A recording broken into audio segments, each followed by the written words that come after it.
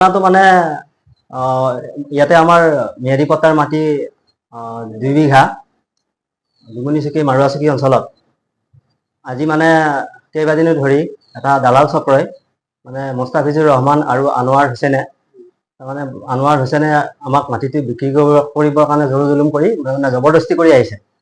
আমি মাটিটো বিক্ৰী কৰিব অমান্তি হোৱাৰ কাৰণে আজি তেওঁলোকে বহুতো মানুহ লগত লৈ আহি তেওঁলোকে আহি মাটিখিনি আমাৰ দখল কৰিছে আৰু ঘৰ দুৱাৰ বনাই লৈছে আৰু আমাক তালৈকে গ'লে কাটিম মাৰিম বুলি আমাক ধমকি দিছে আৰু মানে বিভিন্ন হেৰি অপকাৰ কৰিম বুলি আমাক মানে আমাৰ শৰীৰৰ অনিষ্ট কৰিব বুলি আমাক ধমকি দিয়ে।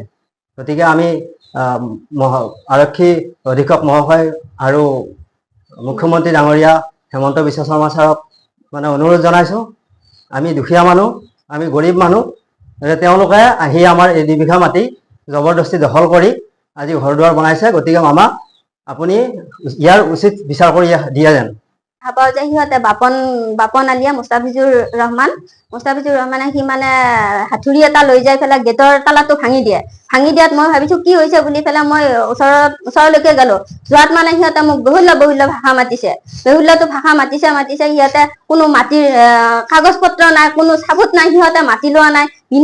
বিনা কাৰণত সিহঁতে আমাৰ মাটিখিনি মানে 2 বিঘা মাটিখিনি দখল কৰিব আহিছে। শামছুল হক আৰু বাপন আলী, মুস্তাফিজুৰ ৰহমান আৰু শামছুল হুদা মানে এই গোটেইকেইটাই মানে গাড়ী লৈ পেলাই চকী লৈ আহিছে, বাঁহ লৈ আহিছে, লৈ আহি ডাঙৰ ডাঙৰ দা এইবিলাক লৈ আহিছে। কোনোবা আহিলে মূৰা কাটি দিম, ইয়াতে আহক, হাতুৰি মাৰি পেলাই পুৰা হেৰি তালাটো ভাঙি দিছে। ভাঙি দি কিনে মানে সিহঁতৰ বহুত উৎপাত, পুৰা গোটেইখানে মদ খাই লৈছে।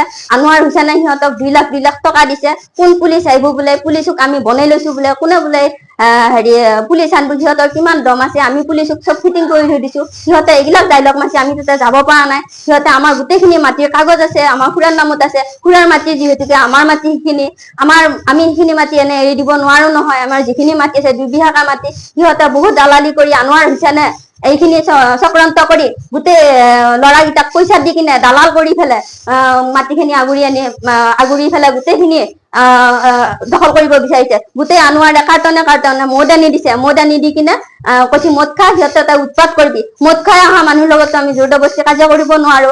আমাক যিহেতু গল কাটি দিম বুলি কৈছে, সেইকাৰণে আমি তাৰ পৰা গুচি আহিছো। মই বিশেষকে মামাৰ ওচৰত মই এইটোৱে অনুৰোধ জনাইছো, মামাই যিহেতুকে আমাক এইখিনি হেল্প কৰি দিয়ে, আমি এইটো অনুৰোধ জনাইছো যে মামা এইখিনি তুৰন্ত একচন ল'ব লাগে।